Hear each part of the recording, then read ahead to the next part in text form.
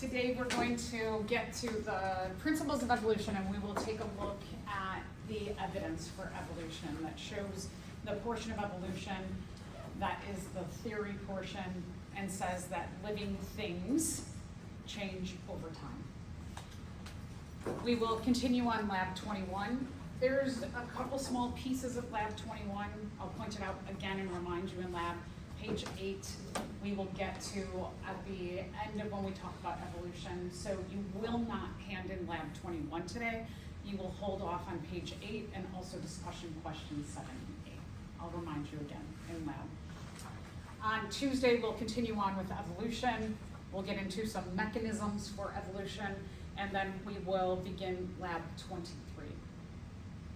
Don't forget your homework. So we're really getting into the semester now. So for homework, you should make sure that you cover any objectives that we cover. We only covered a tiny bit on Tuesday, but definitely what we covered today. And make sure when you are beginning to write out your objectives, you are doing it in the manner that serves you best as a learner. I gave you a bunch of ideas and examples. If you have another idea and you're like, this is the way I like to do things, totally do it that way. Write them out, the objectives, study them, sit down, study. I highly recommend you get into a habit of this class, that you write up your objectives and you study in a focused manner. Proper chair, proper desk, no phone, no pets, no bed, no snacks. Put everything away, just like you would do in the exam, and do some focused studying for a lengthy period of time, whether that for you might be a half hour, 40 minutes, 45 minutes, an hour. The amount you can commit to, that you can sit and you can really focus, and then give yourself a break or a reward, and then, you know, whether you want to come back to biology or do something else, just give yourself those chunks of focus and study, a reward, focus and study, reward. Not only study, but start to quiz yourself on the objectives that we went over. And I know I showed you an example of an objective where someone wrote on there. You could, some students like to just, I a lot of times when I have to remember something, I'll just take like a scrap piece of paper. Oftentimes I get things from around the campus that they put a piece of paper on top of the copies I make, and I save those papers that I know are gonna just go in the recycle bin, and I use those to write things on to help me to learn and remember stuff. So you could do that, just like scrap pieces of paper, write stuff out, take a blank objective sheet and start to answer the objectives on there when you feel like you have good grasp of the material. Sometimes students, you can buy a little whiteboard. I know a lot of students were like, yeah, I like to just like write things on a whiteboard and then erase it and then use that like a piece of paper that you would. Type it into a computer, write it onto a notes program, whatever method works for you for quizzing yourself. But definitely start getting into the habit, write out your objectives that you covered, study those objectives and begin quizzing yourself. You also need to work through the Getting Started module. Don't forget, you have 4 assignments that are due on Tuesday. You have introduction discussion with the class. You have just a little information I need from you. The syllabus quiz, you can have your computer open, you can have a tab open with the syllabus open or with the Getting Started module open. Take that quiz, get those 5 or 6 points. And then a learning log, how are you going to plan for your success in this class? So that is this week. Does anyone have any questions? And then by next week, please make sure that you have your lab book and the Zarowski notebook. Those both can be found in the bookstore. Again, if you have any issues with financial status, let me know. I'll see what I can do to help you out.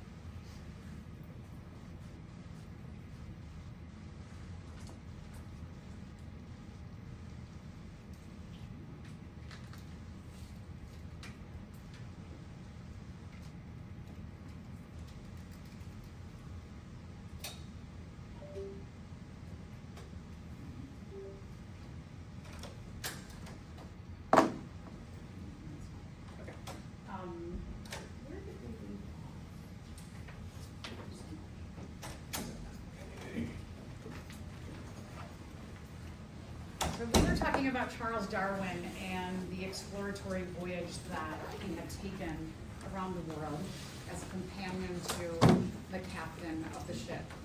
And some of his most famous work is around the Galapagos Islands. Certainly he has so many other studies that he did and discoveries that he made, but a lot of times when you look at like a textbook or an article or even a book about Charles Darwin, they focus on what happened in the Galapagos Islands. So in the Galapagos, if you think about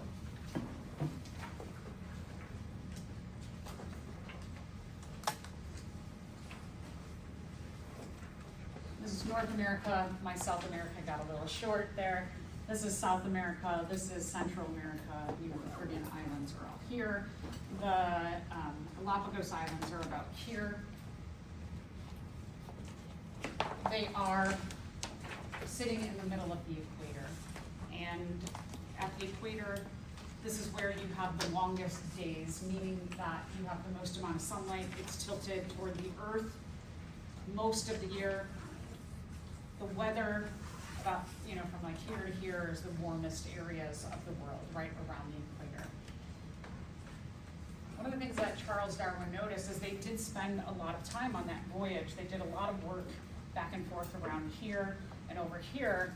And then after they got done with exploring South America, they went over to the Galapagos Islands, and this was the beginning phase of his exploratory voyage. What Charles Darwin noticed especially was animals that lived here, and also remember he's coming from England, that's way over here. He started to put together, okay, there's things at home that also look like animals that I saw here, and now there's animals that I see here, but all the animals in the different environments, they have traits or characteristics that suit them best for surviving in those environments. And so one of the studies that he focused on were the finches, or these little birds. And he noticed that the birds from South America looked a lot like the birds that lived in the Galapagos. They all had these same features to do really well surviving in the tropics in a hotter area. And so he started to go like, there must be like, maybe this landmass is older than these island chains. Islands are often formed from volcanic, kind of like volcanic eruptions underneath the ocean, and then they form these land masses. And so we kind of know, and maybe Charles Darwin didn't know this yet, but he was like, it seems like they do have a lot in common, and that maybe this landmass, it was here first, and then this came later, and that some of the birds here flew, the ones that had the favorable characteristic of being able to fly long distances, that those that could fly long distances went and they inhabited the islands here. So likely that these were the original population of those finches, and then some of them who could fly very far, they migrated over here, and that they are all related in some way. Other things that he noticed, that in South America, he saw a lot of these green iguanas. They're very bright green in color. They have long, slender bodies, skinny heads, a really big throat pouch, and they climb in trees for safety. They eat fruits and vegetables. So all of the characteristics that they had on their body suited them for living on a land environment where there was a lot of forest and trees and plants. And then when he went to the Galapagos Islands that's surrounded by ocean, he saw a different kind of iguana. And this is what we would call a marine iguana, marine referring to ocean water. And what he noticed in especially the heads, that the green iguana had a long skinny head with this really big throat pouch, whereas the marine iguana did not have that giant throat pouch. And its head was really stout, really big. It looked really strong. And at the top of the head, there were a lot of these spikes. See that white stuff at the top? It's salt. dried salt, because the marine iguanas, where they went to get their food was they would dive into the salty ocean and they would eat algae off of rocks. So they're eating plants on land and they're eating algae on rocks. Now, any of you get up this morning and go, I'm going to have myself a fresh glass of salt water? No, right? We don't drink salt water because it dehydrates us. It dehydrates our cells. You might gargle salt water, like if you get a sore throat, you might gargle it, but we don't drink it. And as organisms, we don't drink salt water. It's not good for us to drink salt water. And we have to limit the amount of salt that we consume in our diets because it could dehydrate our cells and many other mechanisms. But anyway, so here's a conundrum with the marine iguana, is that their food is immersed in salt water.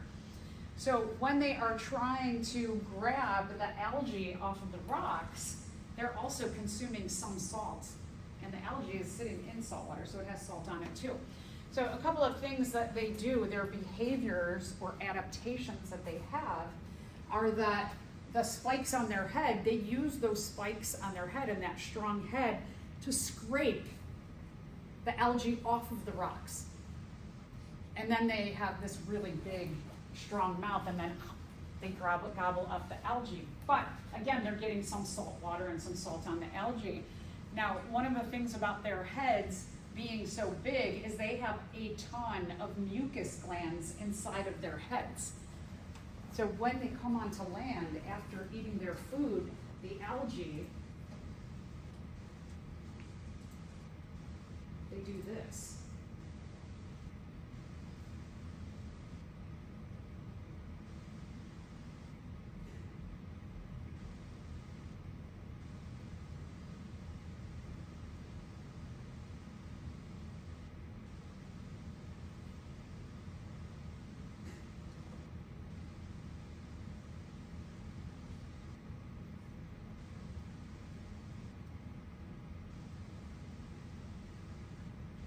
They are constantly snotting that snotting that salt out. And it's much different than them. And that's why they have a much smaller head, because they have got tons of these mucus glands. So they're basically, the mucus glands, they're secreting tons of mucus from those glands into their mouth area to grab onto the salt so that they don't eat the salt. And then they come up and they're just shooting snot with salt out of their nose pretty well. But that is an important adaptation that they have that most animals in the world don't have that adaptation, but that helps them to survive. So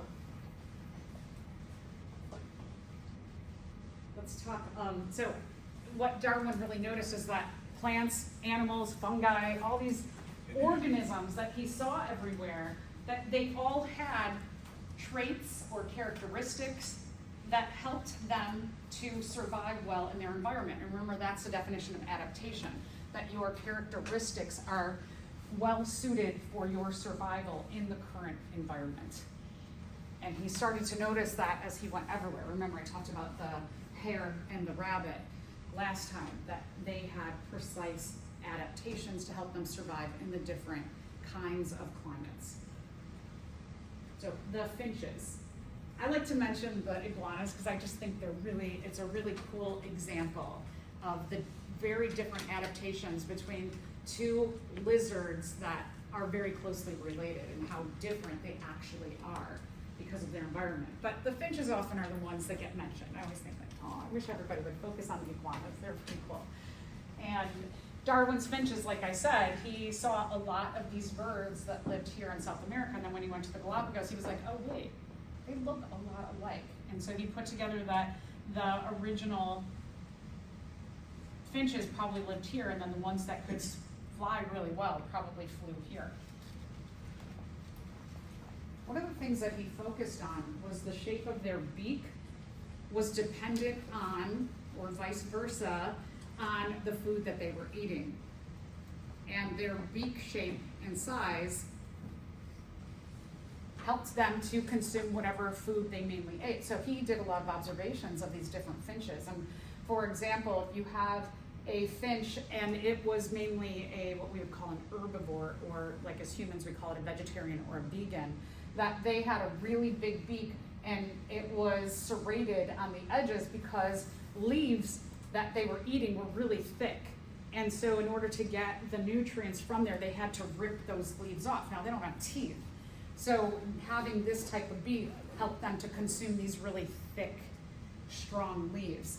And this finch here that was eating seeds off of a cactus had a beak that allowed them to get those seeds but also not get pricked in the face by the cactus spines.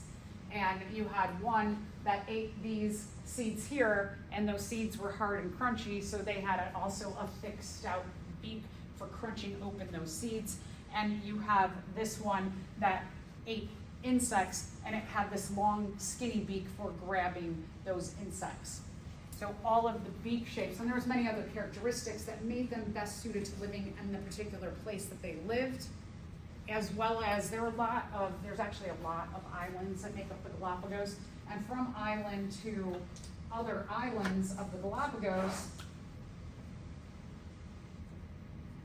he noticed different finches, and depending on what food was available on the different islands, the beak shape, size, construction matched how to eat that food. And he was like, I get it. And so he's putting all these things together, right? The hare and the rabbit, the iguanas, the finches. He saw many, many, many other species where he went, yeah, that matches the environment well. There's got to be something about that. And like I said, the finches that are off on the Galapagos Islands, they did match in a lot of ways, or looked a lot of ways that were similar to the mainland finches on South America.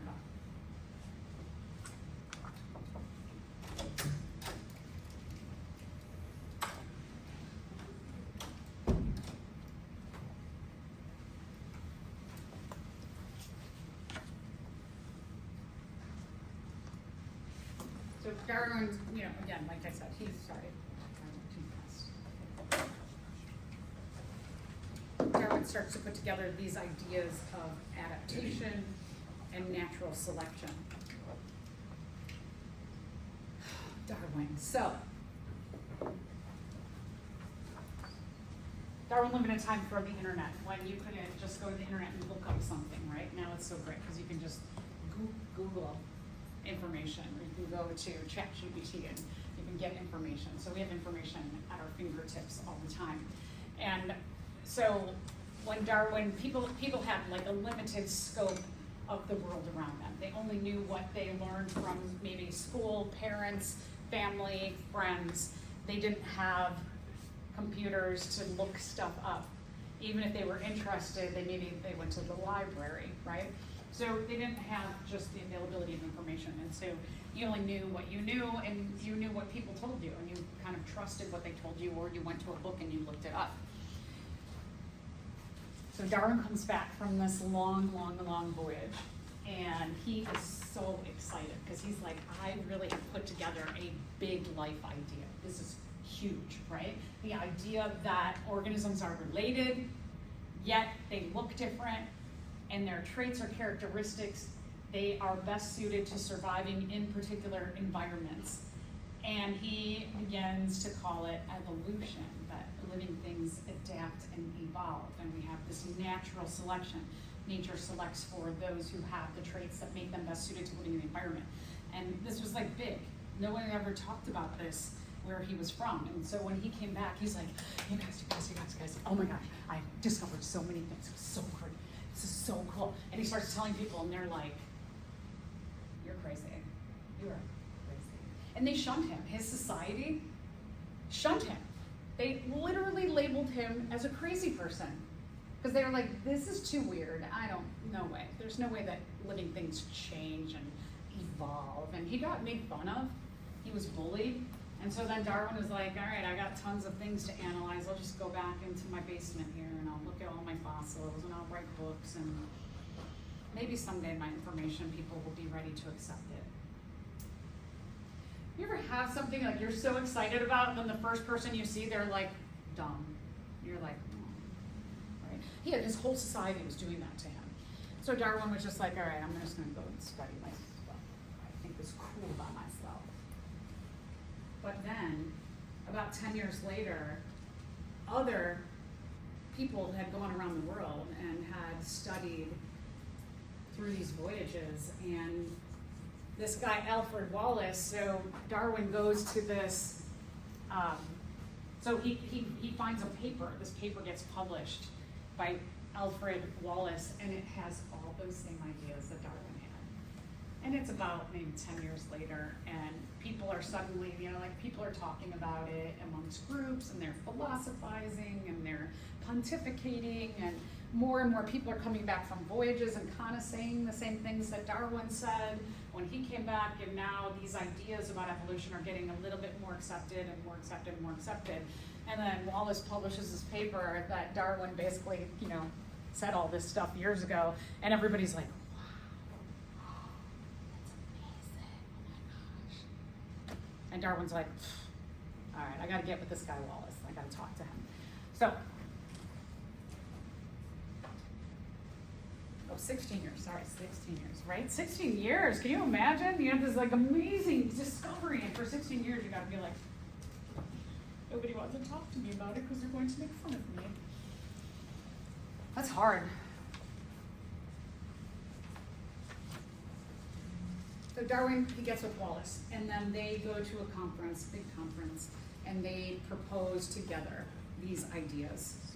And there's lots of other people who are also there to say, oh yeah, I agree with what they said. I also did a voyage, I also had these ideas. So the great thing though, about science in general is that if you, and this probably has happened to you too, is that, you have an idea and it's like really cool and nobody around you thinks it's really cool, but then, just like you randomly run into somebody else and they confirm your idea and support it, and you're like, yes, I finally have like a friend who sees me, who hears me, who knows what I know. They support me. And so a lot of people are coming together with all these big ideas about evolution. But it's kind of cool when you come up with this idea independently and then someone else also has that independent idea and it confirms like, okay, yeah, it was a good idea. Yeah, because they think it too, right? So that was really nice. So they started to share their ideas. Again, remember that all of these ideas are coming from these world voyages. Can you imagine at this time, so we, humans, they didn't know the shape of the earth. And a lot of people thought the earth was flat. Can you imagine being so brave that you're like, okay, everybody's proposing that the world is flat. I'm gonna get on this boat and I'm gonna see. Maybe we'll just fall off. Let's go. Those people were pretty brave. That's scary stuff. So all these people are getting on these voyages and they're traveling, and then eventually they come back around. They're like, it's a circle. It is not flat. How about that? And there are still people today who believe the Earth is flat, because there's information on the internet that is not true that they believe. Okay, so they studied biogeography. This term bio always means living. Geography, the study of the earth. And so the study of living things on the earth. And a lot of people were studying how are different species distributed, where do they live on the earth, and how are they affected by, we'll get into these terms in a bit, abiotic factors. A means no or without. Biology, no living things, so non-living things. How do non-living things affect the living things? That's the whole idea. We'll get to that at the end of the semester. We call it ecology, the interaction between the living biotic and the non-living abiotic things on the earth.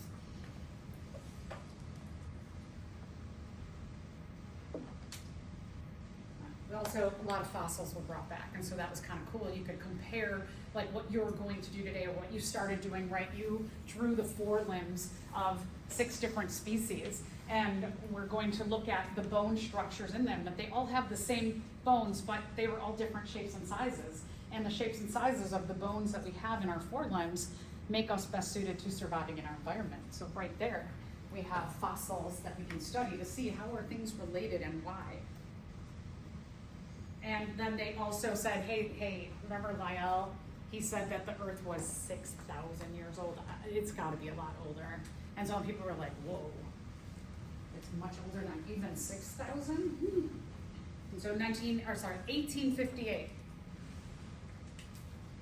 So like 175-ish years ago, these ideas about how living things evolved just started to like really percolate and come about. But again, I like to mention that around this time, it's not just England and white people who are coming up with these ideas, but every society had explorers and voyagers, and they were talking about all this. So just to reiterate, everybody was talking about this stuff at the time. So the big idea, species change over time.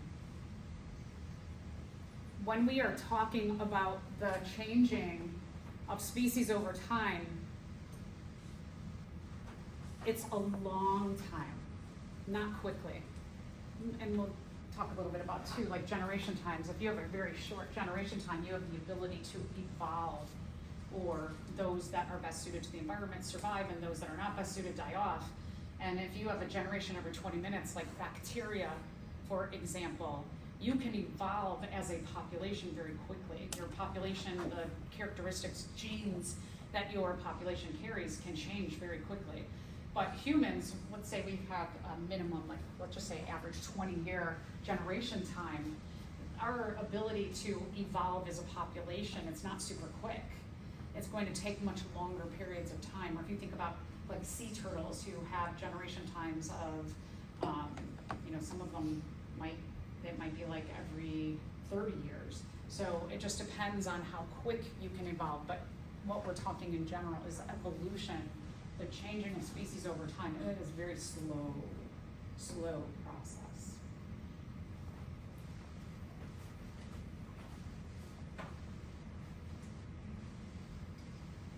All right, so natural selection. This is a term that a lot of people were deciding on. I do not believe it was just Darwin and Wallace again. But look at the words. Natural selection. It means nature chooses who survives and who doesn't. If you just happen to have advantageous traits that make it easy to survive right now, because you just happen to have the genes that you have, you have time, because everything's easy, right? If life is totally easy, you have time to do other things. So just, like us as humans, if you, let's say you only have one parent, or you don't have any parents, or your parents they don't have a lot of money, and you have to help support your family. And I know some of you are in these situations where you go to school and you work a lot because you're trying to contribute to the family. Do you have a lot of time for fun and interests that you might personally have? No, right? Like, I love to read books.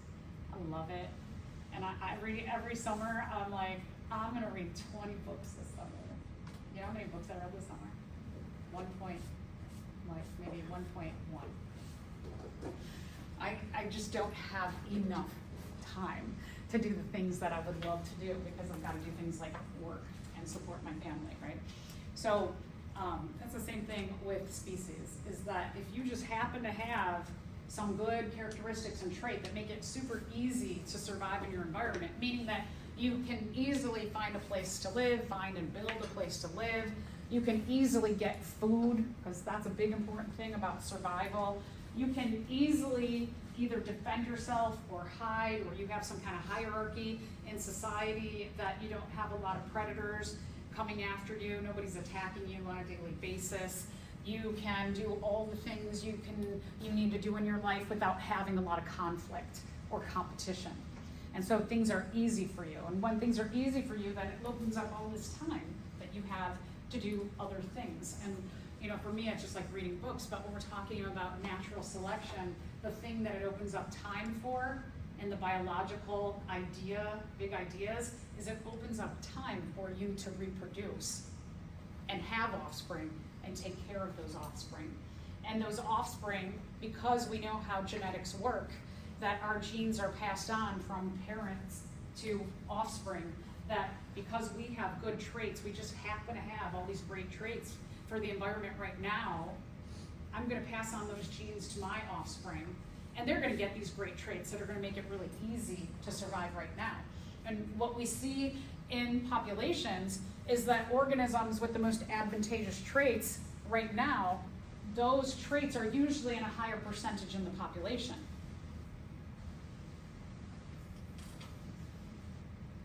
Those that don't have the good traits, they're just like trying to survive, right? They're working, they're trying to get food, they're trying to run away from predators. They do not have time and energy to, one, reproduce, and then also they're probably thinking like, this ain't good. My situation, it is not good. Should I bring children into this that I'm going to also have to help them survive because they're little and help myself survive? This is not a good idea right now, right? So if you, in a population, if you don't have advantageous traits, you are not adapted well, you're not surviving well, your mind is not like, let's have a bunch of kids, let's bring them in, because they're gonna also have a hard time surviving. So the percentages change, that those that have good traits and are adapted, have an easy time surviving the environment, the percentages of those traits go high in a population, and the ones that do not have good traits go low. And sometimes some traits in a population, they die off with individuals in the population. And so we see that characteristics do change, because the ones that proliferate and survive well, they become a larger percentage, and sometimes traits die with individuals in the population who die.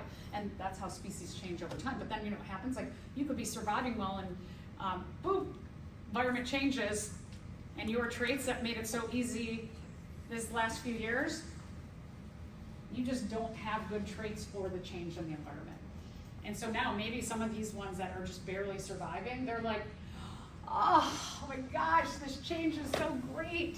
Now life is easy. And so then over time, what happens is the percentage of these ones that were having a hard time surviving, they're gonna have time to reproduce, and they're gonna pass on those genes, and these ones are gonna start having a hard time surviving, and they're not gonna have time to reproduce. And so you see less and less of them in the environment. And so that's how things change over time, and how populations evolve over time. It's all about, like, am I good today? Can I survive easily or not? That's it. A lot of people are like, oh my gosh, evolution is so complicated. I'm like, I mean, kind of, but if you just think about it, it's just about, can I survive right now? Why, as humans, do we look like humans? Why do you have the traits that you have? I mean, we know that we get our traits from our parents, right? But traits in general and how we have come to be what we are, it's all just like chance. So here's the really kind of like, if you want to get into philosophy, is that when you go back to, like, I don't know how the world started, I have no idea. I think there's billions of ideas that we could say how life started. But the idea that once life did start, and then you have like those living things, they either had the advantageous traits or they didn't, and then the ones with the advantageous traits, they start to reproduce more and pass on those things, and then they go out into different, some of these are like, this isn't great here. I mean, I'm doing not great, so I'm gonna go and I know I can fly well. So because I live here and I'm not super well suited to living here, I know I can fly. I'm gonna fly because I can. I'm gonna look for somewhere else to live. And so then they go here and they're like, ooh, this is so much better than living here. Their ability to fly well, the reason that they have it, right? One, it comes from their parents, but those are mutations. Why some of us have brown eyes and blue eyes and green eyes, those are all just mistakes when a sperm or an egg are made. So, most people on the earth have brown eyes. That's the highest percentage.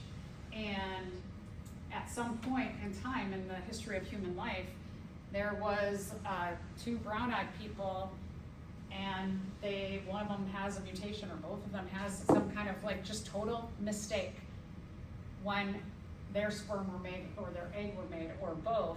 And then those mistakes they make a new mutant or mutation or characteristic, did they intentionally, can like two brown-eyed individuals, can they be like, when I make this egg, I'm going to make it carry blue genes? No, right? I can't intentionally make that happen, but maybe that blue gene or that green gene, they come about, the reason why they come about is because there's just a mistake. Now, when all of the amount of DNA of an organism gets copied, it's it happens really, really fast. So think about if I told you let's say the textbook, okay, the textbook is really big. And if I said to you all, by Tuesday, you all need to, by hand, copy that entire textbook or you get an F for the course. And let's say the university here, they supported me and they were like, yeah, you can do that. Okay, so if you're like, oh my gosh, this is crazy. Okay, so you have to do this big assignment, right?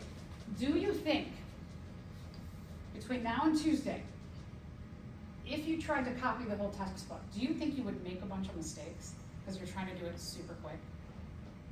You'd make a ton of mistakes, right? That's like what happens when cells copy their DNA from the parent cell to the offspring, is that it happens really, really fast. And so mistakes are made. The copying of the A's, the T's, the G's, and the C's that make up our DNA, that in groups make up our genes, which make up our traits or characteristics, mistakes are made all the time. Now granted, there's a few what we call checkpoints. When cells copy the DNA, there's a few places where we have mechanisms that are like, oh, whoa, wait, no, there's a mistake here and it'll fix it. But there's not that many checkpoints. And so mutations, so they get by the checkpoints. And so mutations, here's the thing about mutations, that if someone said to me that you're a mutant, I would go, and they wanted it to be me, and I would say, thank you. Because mutations, like we might think as a society, oh, mutations are really, really bad. They can be. Mutations could be like, not like any big deal here or there. So you could have a mutation for, let's say, like brown hair and blonde hair could go from brown to blonde. Is there any advantage? I mean, we can really get into the nitty-gritty, but anyway, but not a big advantage to having brown hair versus blonde hair, right? So sometimes mutations, it's like, they just give another choice of the trait or characteristic. But then if we look at, let's say, like eye color, that you have brown and then you have a mutation for blue and green. Here's the thing about brown eyes, is brown eyes have a lot more melanin, a lot more pigment that protects all of the important proteins and blood vessels inside of your eye, which means that you who have brown eyes, you actually have an advantage over people who have blue eyes or green eyes, because when that sun shines, you have more protection for all the important things that are inside of your eyes and in your brain. And isn't that interesting? Because I know, like, our society, sometimes we see the favoring of people who have maybe like blue eyes or green eyes, when it's like, it really should be like brown eyes should be like hot, right? That should be the hottest color, because there is an actual biological, evolutionary advantage to those things. Just like the darker skin you have, that's like the more advantageous, because again, the more melanin you have in your skin, the less chance you have of absorbing harmful UV rays and getting skin cancer. So dating profiles should really be like, I have brown eyes, I have dark skin, I have no wisdom teeth, and it should be all these biological things. And as a species, what we should really value as being like hot should be way different than a lot of what, like we've been programmed to see in the world. And I think we're starting to at least come around a little bit more, but it's, to me, I'm always like, this doesn't match. Like humans, we're kind of, like, as I said, when Aristotle was like, I think humans are the most perfect species, and I'm like, we dumb. We don't choose the most advantageous traits as like the best ones, right? We choose like these weird superficial things, and then that gets into weird politics like, Hitler kind of crap that you're like, that's really screwed up. How did we get there? Because we think, and we think really dumb things as survival of a species. So anyway, evolution is not some magical thing. it's totally by chance. If you have good traits and they match surviving well in the environment, the percentages of those traits go up. The individuals with those traits, they go in a higher percentage in a population, usually.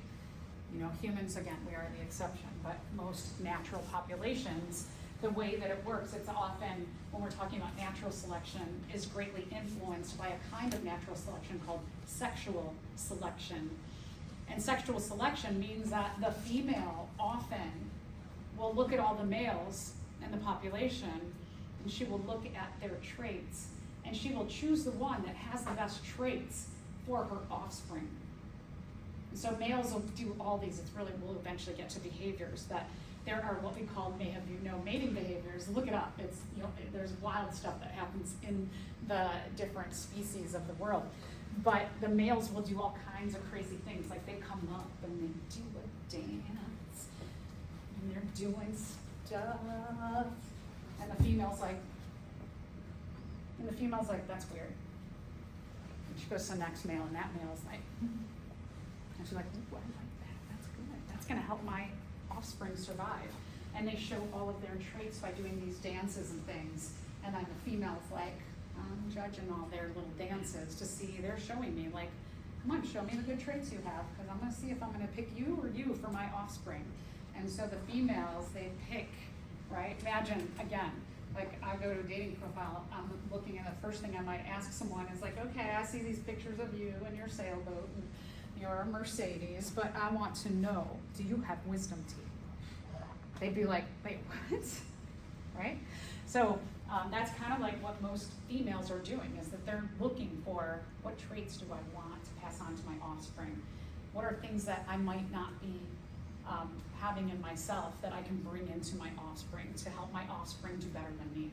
That's natural selection, sexual selection in natural selection. We also call it descent with modification. Descent meaning that going from one generation to the next, traits are chosen in the population, things get modified as a population because, like I said, the females are looking for what's going to be better for my offspring that I don't have. What can I bring to my offspring? So populations change over time, all based on just like what we have, and then choosing like, yeah, let's make this better for our offspring.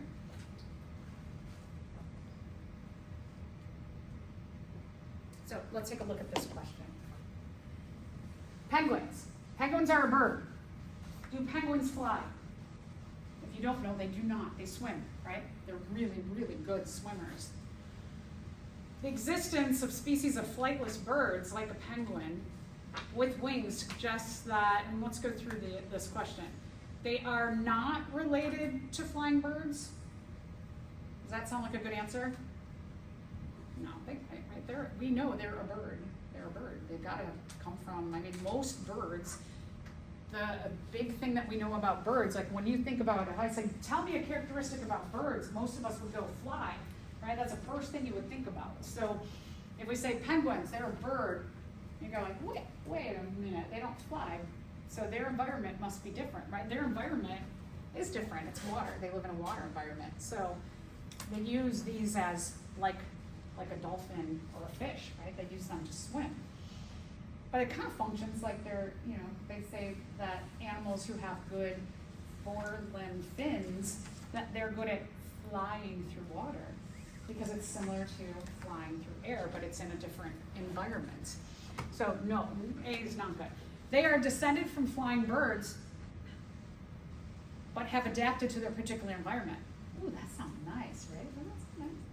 Okay, let's read on though. Don't forget to read on. One of the things that you will all find, and I want to help train you, is that when you look at a question and you see the first answer sounds good, sometimes you ever read a question and you're like, that's good, done, moving on. And then you grade the test and you're like, oh crap, E was all of the above. I didn't read on. So you always want to make sure that you read every choice. The other thing is that you're going to take boards, and what boards often do is they'll give you like a lot of things that sound familiar, if you know enough, some of them, usually about 3 of them, you can automatically eliminate and be like, even though they have all these like vocab words in there, these statements are ridiculous, you can get rid of them, and it usually comes down to 2. And of those 2, they both sound like the answer, but one is more correct. And they might both be correct, one might be false, but they both might be correct. You gotta find the best one. So that sounds really, really, really good, right? But let's read on. They are more related to bats than flying birds. Well, bats are in air too.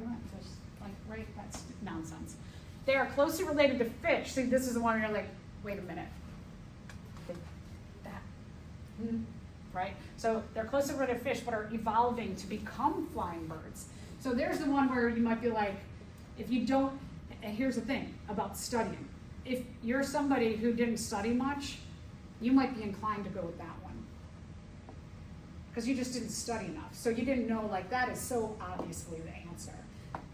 They were created in a lab, right? That's just ridiculous. That's a nice throwaway.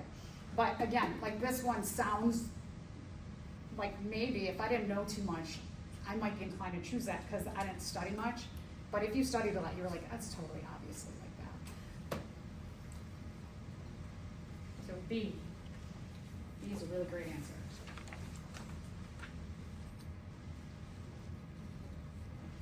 All right, so let's just talk big ideas.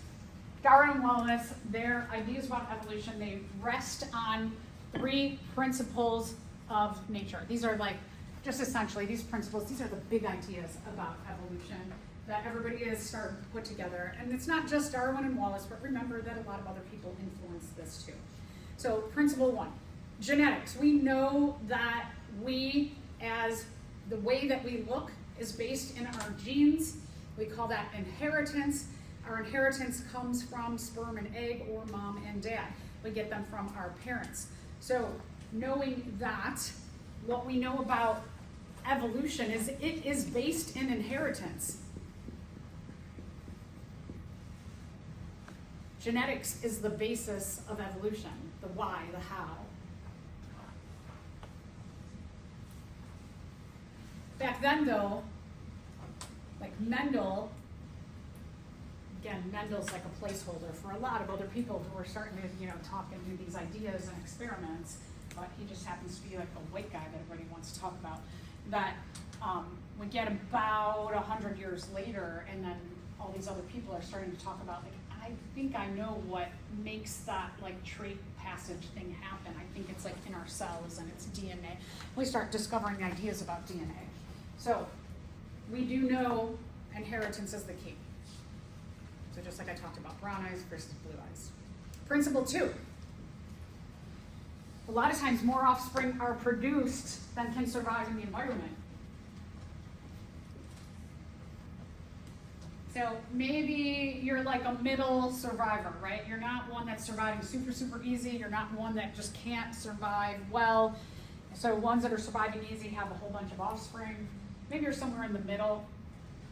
You struggle with some things, but other things are okay. So you do have some offspring, but maybe not all of your offspring survive because, you get this gene or that gene, and let's say you're somewhere in the middle where you and your mate have some pretty decent genes, and then your offspring get a bunch of the genes that don't help them survive well in the environment. So not all offspring that are made are going to survive.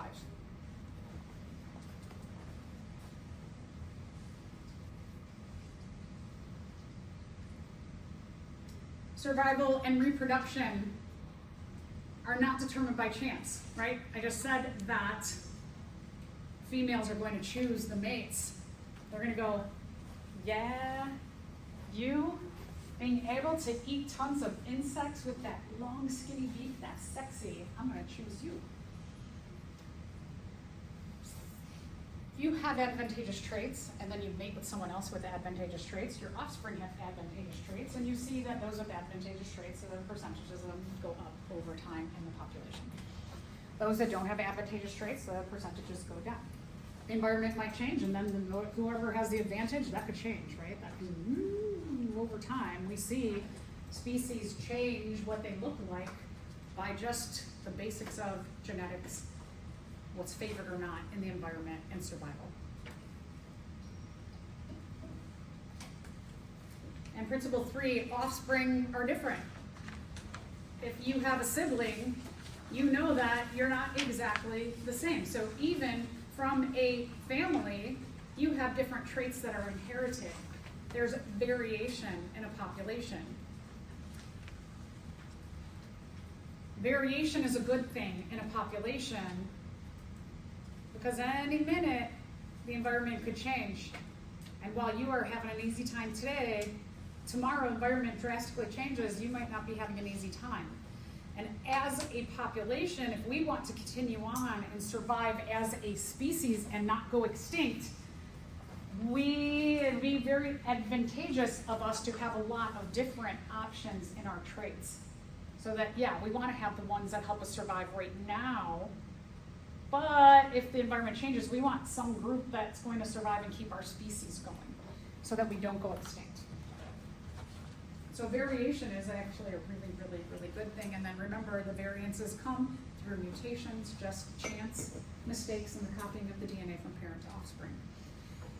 So, you know, we can look around and we're all Homo sapiens and we look different. Other species too, like these snails here, you can see just like quickly looking, yeah, there's different colors, right? Some are brown, some are whitish, some are orange, some are yellow. But then if you look more closely even, you can see there's a really great variation beyond just the basic colors because you have these different lines and some of them have white lines and brown lines. Like this one's got no white lines. I mean, the majority of it is white, but it doesn't have like 3 different colors. It kind of has 2 different colors, whereas this one has 3 different colors. This one has 4 different colors, you know, and so you've got a lot of variation even within. And look at the difference between like this one and this one. That's a big difference. So we do see general variation in a population. Okay, so yeah, let's go. What is evolution? Evolution is a theory that states that living things change or are modified over time.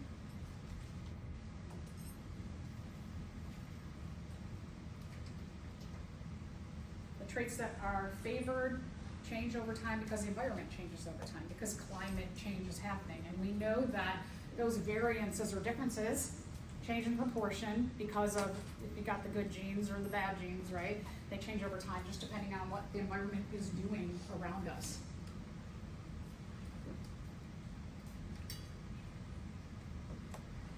I love getting into the nitty-gritty of evolution like this stuff because a lot of times people are like, oh, wow, that seems so like obvious, right? Like now that I say all these things, you're like, oh yeah, that makes sense. But evolution is like, in our society, it's often like this big mystery and it has so much like negativity shrouded around it. It's like, what is that? You know, just you either survive or you don't. You have certain genes, traits. All right, so let's talk again about a theory. A theory is, I would put in quotes, a fact. And as a scientist, we often don't like to use the word fact. We like to say it is a phenomenon that is supported or not supported. Because here's the thing about theories, that even though we know the biogenesis theory, that life comes from life, that a non-living thing can't just like spontaneously become a living thing. We know that a living thing has offspring and gives rise to offspring who are also living things. And so that's a theory that we know. There's tons and tons of data by many, many, many, many scientists. There's all kinds of studies and data to support this. And based on the current technology that we have today, we can't disprove this phenomenon or this idea or this fact. But what if, like, I don't know, what if a year from now these aliens come down and they start boop, boop, and they start making rocks into creatures who are alive, and we're like, oh, darn it. Even though we did all these studies, it was those aliens that actually were making the living things start. You know, so technology can make the difference in changing these big ideas, that we make new discoveries. Just like when we go back to the first ideas about evolution, that they didn't really know why it happened, and then eventually technology starts changing, and then you have people who are starting to look into cells that we get a microscope, And so then they can take a cell and they can blow it up and they're like, whoa, and then we can look inside a nucleus, they're like, oh, there's this stuff in there. And then they start to put together what that stuff is and it's DNA. So technology changes over time and then we change the story or the fact. So for now, when we're talking about any of the things that are theories, they are factual based on what we have at our disposal in terms of technology. All right, so in terms of the fact, the theory that living things change over time, we have tons and tons of data to support that in studies. And so we're going to, and the lab that you are working on, Lab 21, reinforces all of these different facts that we have, all this data to support that. Looking at fossils and skull structure and limb structure and embryology and biogeography and molecular biology all show that we do know that living things do change over time. So we will start with fossils. We've already started looking at some fossils in lab, right? They are remnants of living things that turn into kind of rocky-like stuff or are embedded in rocks. They can show a progression of a species over time. This is an image of Archaeopteryx. You're going to take a look at Archaeopteryx today. Archaeopteryx is what we call a transition animal. That it was an animal that showed both reptile characteristics and bird characteristics. And so it showed this kind of like breaking of maybe there was some kind of common ancestor between the birds and the reptiles, and Archaeopteryx, it didn't really go with birds and it didn't really go with reptiles, but it went its own new route because it had mutations that made it its own thing, that had some bird things and some reptile things. So we do see that progression with Archaeopteryx, that there were something here, and then birds went this way, and reptiles went that way, and other things kind of stayed in the middle. So there's your kind of progression and changes through time. The deeper something, typically, the deeper something is in the earth, the older it is. Not always true, because we know like landslides can happen, and changes can be happening in the environment. So it's kind of like a general thing. Now, if you go to the Field Museum and you take a look at one of these dinosaurs, and you walk into that great hall, and there's a big, I think it's a brontosaurus that's in there. And how do they get that from just, you know, if we take a look at Archaeopteryx, what they find, if you are a paleontologist, you find this.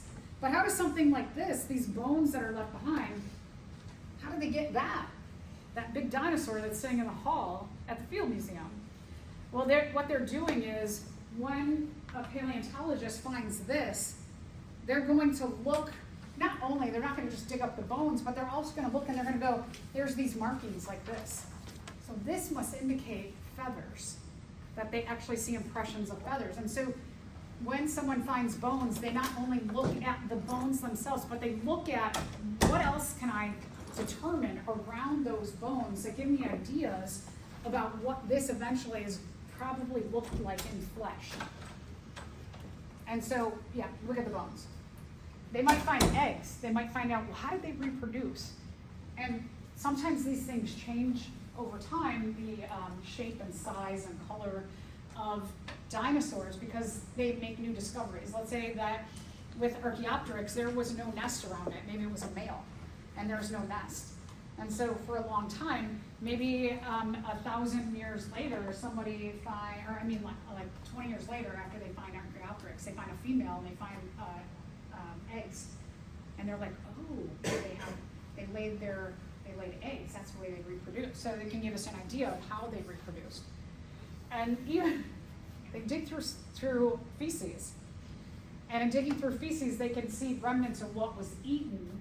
And so if you think about like a dinosaur who might eat a whole bunch of like little small animals, and what they might eat are some crustaceans who have an exoskeleton, that remnants of those exoskeleton, they can't be digested through the digestive system, but those exoskeleton parts will make their way out in their waste or their feces, and so then that starts to paint a picture of, oh, okay, so it did have animal parts in its feces, so it was an omnivore or a carnivore.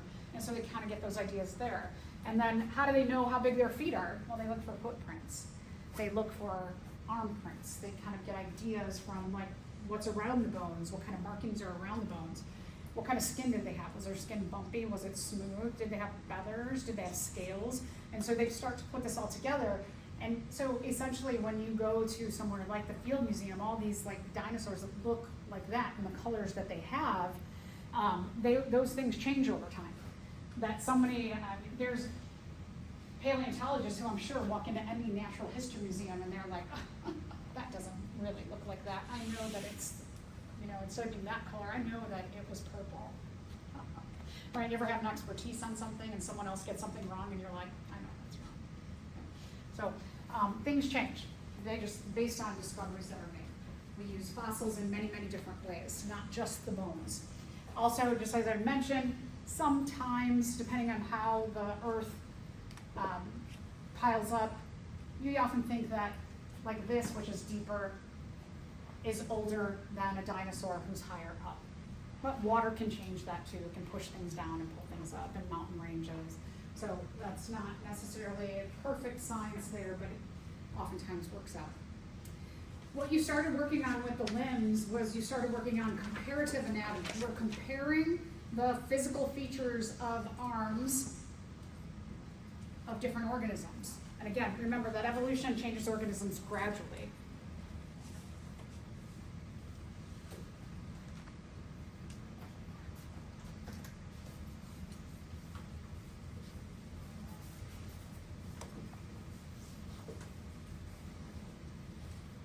So most likely, the first organism was a prokaryote. It's a single-celled, simple organism that doesn't have a nucleus. They have one circular chromosome. So likely it is hypothesized that all living things come from a unicellular prokaryotic organism. And then over time, what happens is that unicellular organism it makes a copy of itself and it becomes two. And then those make copies of themselves, mutations are made, and then over millions and billions of years, going from a single cell to multicellularity, to making tissues, to making organs, to making very advanced organisms, it all changes because of just little mutations that are made in the copying of the DNA. So it's pretty wild to think that over at least 2 billion, maybe 3 billion years, we all started out as having an ancestor who was just this little microscopic, simple organism, and we got to being this complex and having this cognition to making all of this stuff. It's wild, right? Billions of years, I'm talking billions and billions of years. So it takes a long time. So let's first look at skull structure. We're going to look at different skulls. We're going to take some time. We're also going to look at the differences between the great apes and humans. And in just looking at if this is a gorilla today and this is a human today, we can see that their skull structure is quite different. And a number of things is happening here. So we're going to investigate looking at the differences between apes and humans, that if we take a look at the jaw size, I like to look at one of the ways I like to view organisms, I like to think about real estate. Like what's taking up a lot of space on that organism will tell you a bit about their life and how they live their life. So with humans and gorillas, if we take a look at the size of their jaw and think about the real estate the jaw takes up on the skull, at least half of the skull is the jaw on the gorilla, right? So that means that they have to use this to eat and hunt. Their teeth are so much bigger than ours. They have, look at these canines, right? I got these big canines. So they are clearly doing that.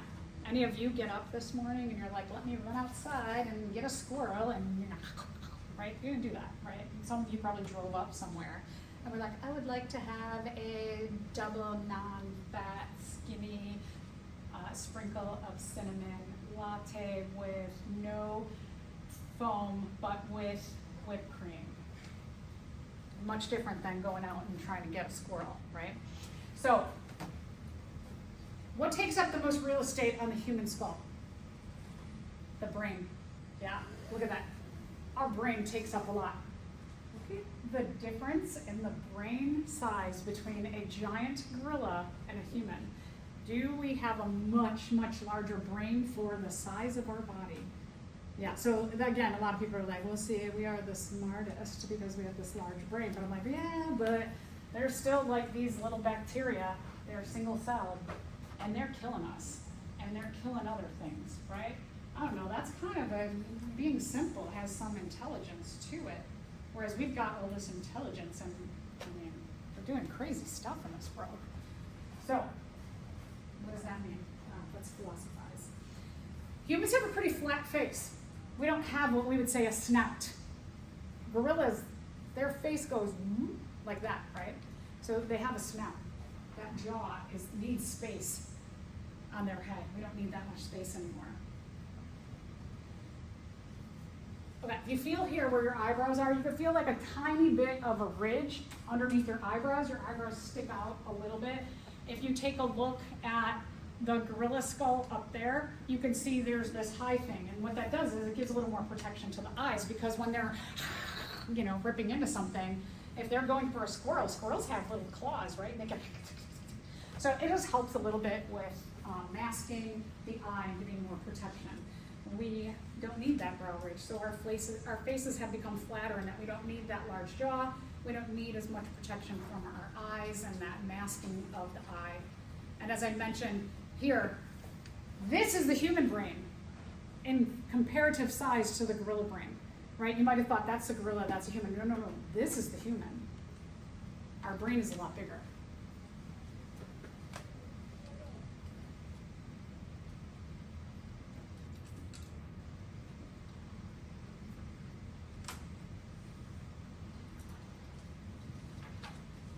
So let's talk about limb structure. We focus a lot on that. We focus on this a lot in the lab.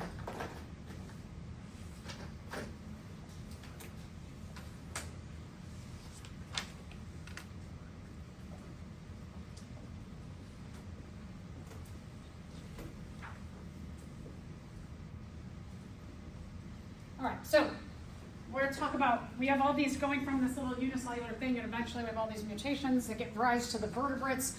We have in the animal world, we usually separate animals into invertebrates, meaning that they don't have a backbone, and vertebrates who do have a backbone. So we're vertebrates. What you're looking at, those limbs in lab, you're looking at different kinds of vertebrates. But eventually there were a common ancestor between the vertebrates and the invertebrates, and then there's some kind of mutation that, poop, we get the backbone. And so this common ancestor, it's the only one of its kind as a vertebrate. And then they start to reproduce, they're surviving well, and then their population starts to get really big. And what often happens is when everybody's surviving well for a while, your population goes like this. You start growing and then your population numbers take off, and we have this exponential growth that happens in a population when things are like pretty good for everybody. But then you start to get things like overcrowding, and when you get a lot more organisms in the same place and they have the same needs, they start to compete. And one of the things about evolution is that evolution does not favor organisms who have a lot of competition, right? If you've got to fight for every part of what you need, that's going to be a rough survival, fighting for limited resources. And so now this group of common ancestor vertebrates who are all pretty similar, things go from being like really great, everybody's surviving well, and they're reproducing, and more mutations are happening, right? Every time they reproduce, some mutations are popping up here and there. And so we start to have within our common ancestor species, we start to have different variability based on mutation, and then things start to get a lot more competitive, and a lot of us aren't surviving well. And so let's say that you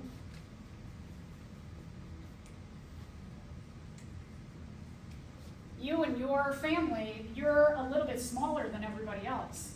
And so that you can go and you can hide in the grass. And you can hide from predators, and because you're so small, you can like sneak around past the big ones, right? The big ones are eating, you can go and sneak and get some of their scraps. And so you're using your small size, and maybe then you're like, hey, let's go live over here in this grassy area where we can hide.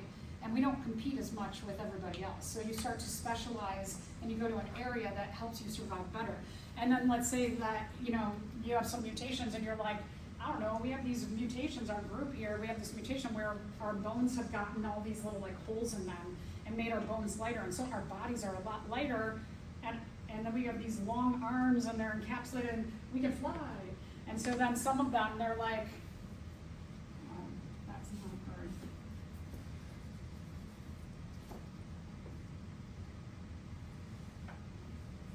Okay, so they go off into the sky and they can fly. And they're like, we can fly around and we can look for food that way. We can look for food further places.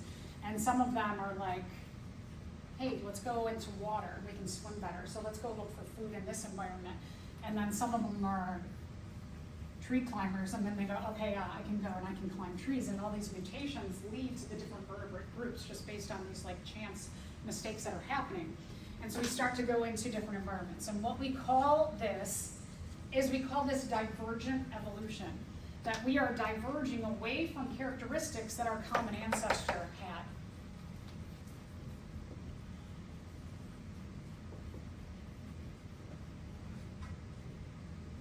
We're diverging away from what the common ancestor group originally had, because we have these mutations that make us specialize in different areas and help to take our competition levels way down.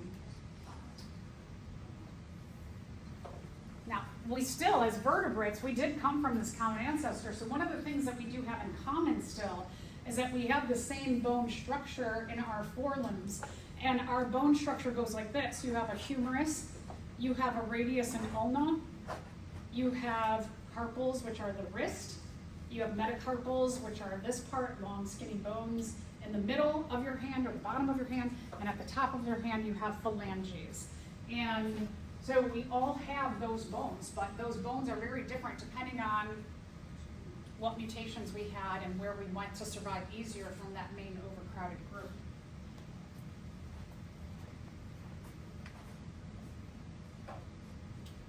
We call these homologous structures. Homologous is a word that's used often in biology, H-O-M-O, we're Homo sapiens, there's homologous chromosomes, homologous structures. It means same or similar. And so when we're talking about homologous structures, it means that we have similar structures that show our relationship to a common ancestor, but again, our structures are not exactly the same. They're a little bit different because we went off to specialize in different environments and limit our competition. We come from a common ancestor, so we show an evolutionary relationship.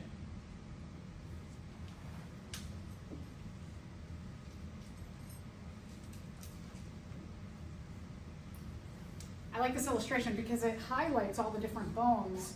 So this is a nice thing for you to utilize. Like I said, hold off on labeling your bones because now you've got, I think you have this illustration right on the next page maybe of your notes that gives you some ideas about what's the humerus and radius and ulna. So just remember the carpals are the wrist. So when you are starting to label your bones and you're trying to figure out, well, which one is this and which one is that, try and be the animal.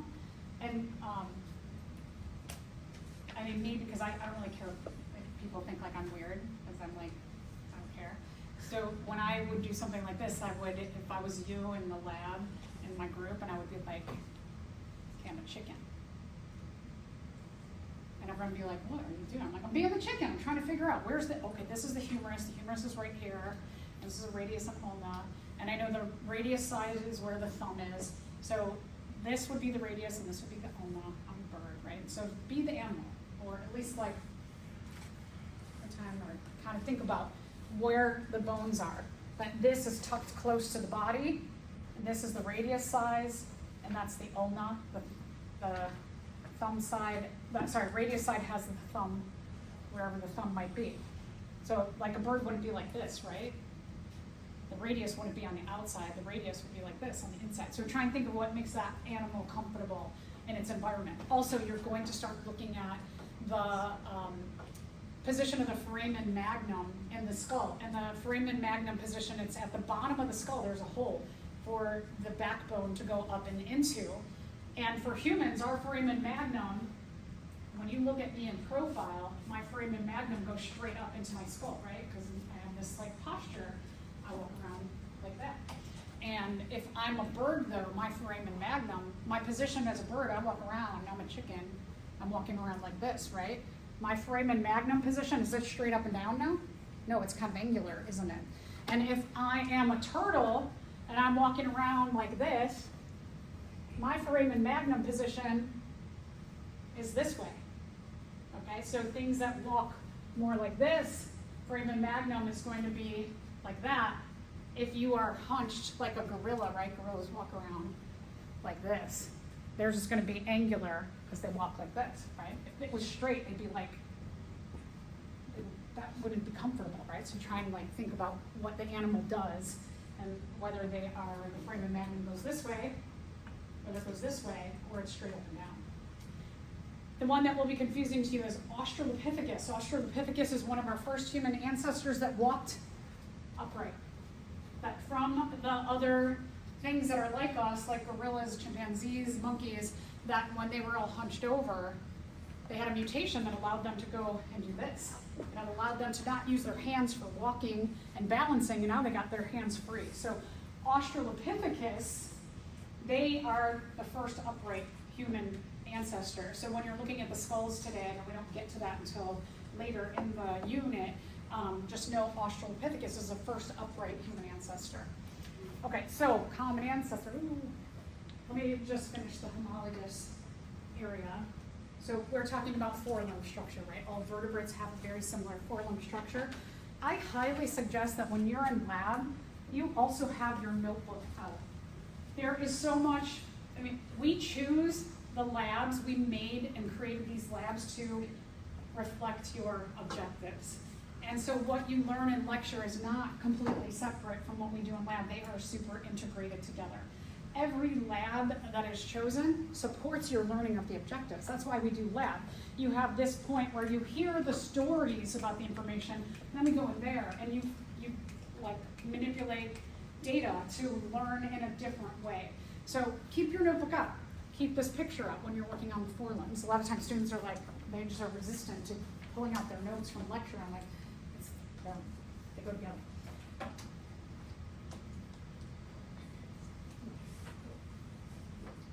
Okay, so again, divergent evolution. We're diverging away from each other. Sometimes in biology, what I like is that the words, like diverge means you're going away.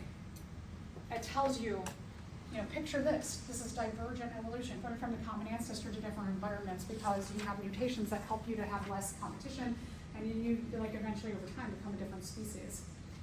Let me just do vestigial and analogous, and then we'll stop. Vestigial, you could say vestigial or vestigial, however you want to say it. I was taught vestigial, so that's what I usually say. But some biologists say vestigial. Vestigial structures, and now I'm going back and forth. They are structures that we have, that our common ancestor had, but because the environment that we go into, we don't need them for our survival anymore, but we still have like pieces of them in our bodies. So they do also show divergent evolution.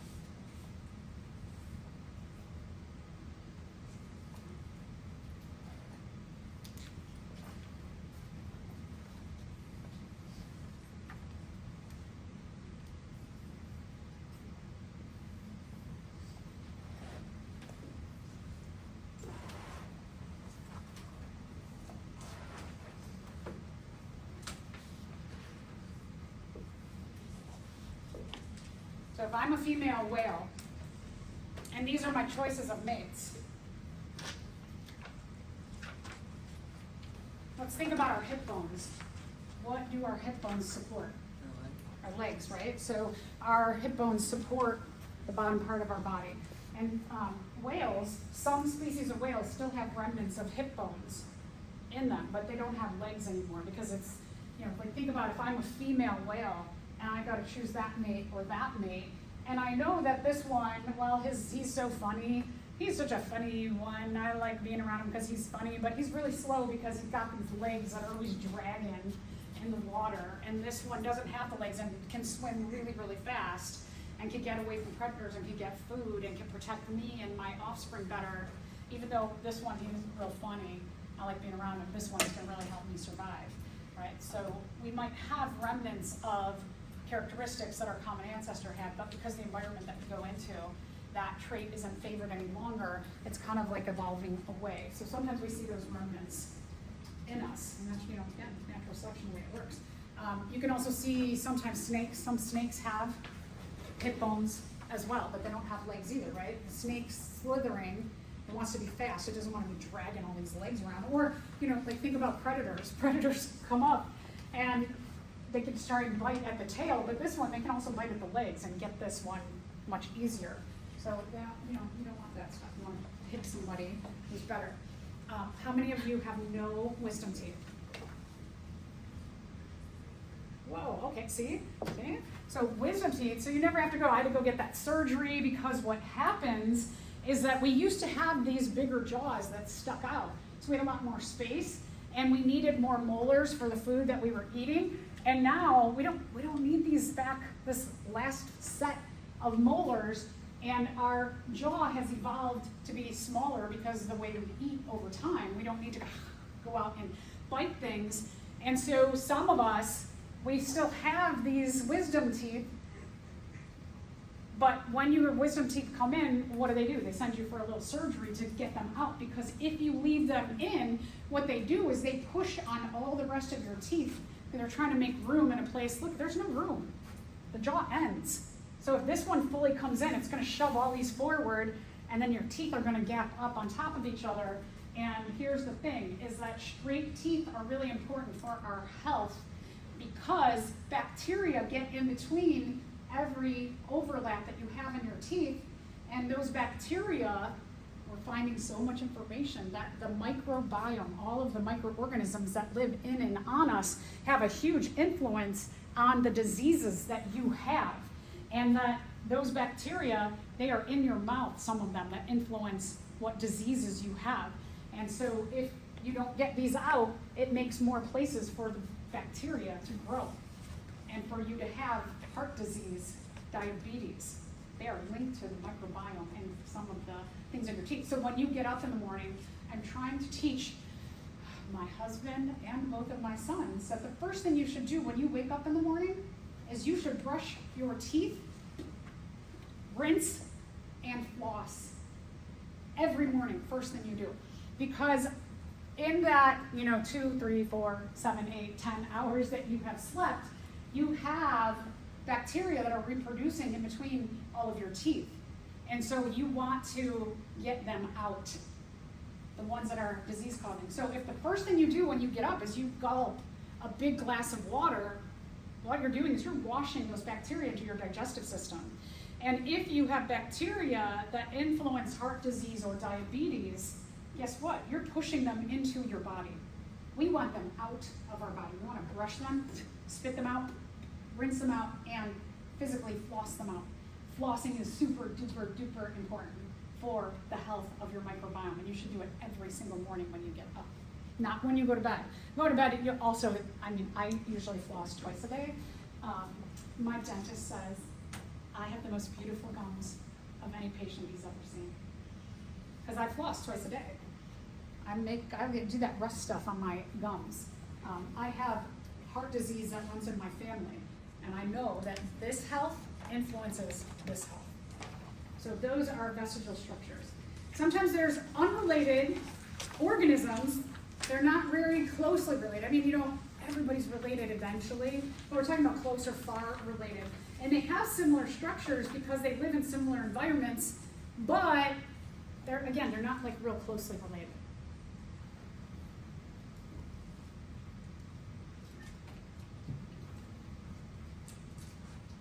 We call these analogous structures. They don't come from a closely related ancestor. An analogy is like if I say that I have orange on, so I am like an orange. Am I really like an orange? We have colors and similar, right? But am I really like an orange? An analogy, it's like take two things that are not related and you try and make a similarity out of it. So analogies, while they often help us, they're not like, if you really think about them, it's like taking unrelated things and trying to match them together. That's what we're talking about with evolution. And so they show convergent evolution. They actually show evolving toward each other. Toward each other. An invertebrate who flies like a butterfly or a dragonfly and a bird, they're both evolving toward the same goal of surviving in the air. Are they ever going to converge completely and become some super dragonfly bird? No, but they are moving in the same direction based on pressures of natural selection. We know they're not related by the composition of their bodies. We know that dragonflies, for example, they don't have a backbone. They're an invertebrate. And we know birds are a vertebrate. I'm more closely related to the bird than the dragonfly is related to the bird, right? Because me and the bird, we have this, I know we have these homologous structures in our forelimbs. This doesn't have any bones. Their wing has bones in it, tissue, blood vessels. Their wings are 2 cells thick.